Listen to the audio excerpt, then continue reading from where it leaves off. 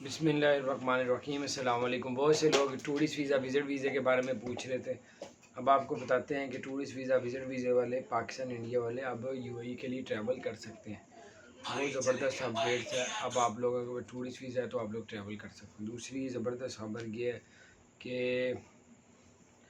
जो लोग भी यूएई का वीज़ा रेजिडेंट परमिट कुछ ऐसा लिया हुआ है तो बग़ैर अप्रूवल के भी आप लोग शारजाह के लिए जा सकते हैं।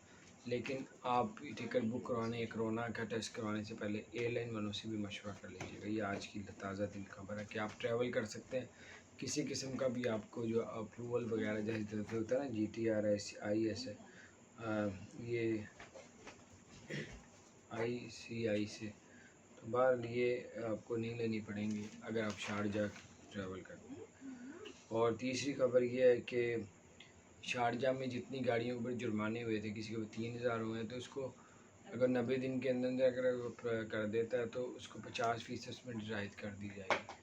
और ये भी कहा है कि जो लोग गाड़ियाँ बाहर खड़ी करते हैं और अगर 3 माह से ऊपर गाड़ी को हो गया है या होने वाला है तो उसकी गाड़ी को ज़ब्त कर लिया जाएगा। ज़ब्त करने के तकरीबन 90 दिन के अंदर अगर आप लोग पे कर देते हैं जुर्माना 2000, 3000, 1000 जितना भी हुआ था तो आपको 50% डिस्काउंट किया जाएगा। तो ये बड़ी ज़बरदस्त अपडेट्स थी। अल्लाह ताला खैर करे।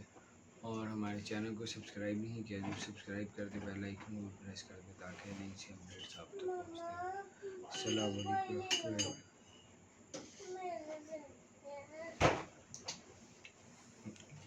और उसके अलावा ये है कि रेजिडेंट परमिट वाले जा रहे हैं और अप्रूवलें भी आ रही हैं तो इंशाल्लाह ताला मज़ीद आसानियाँ कर रहे हैं। शारजाह में जो है वो शॉपिंग मॉलों में 80% गुंजाइश के साथ अब लोग जो है शॉपिंग सेंटर वगैरह में भी जा सकेंगे। अपना ख्याल रखें।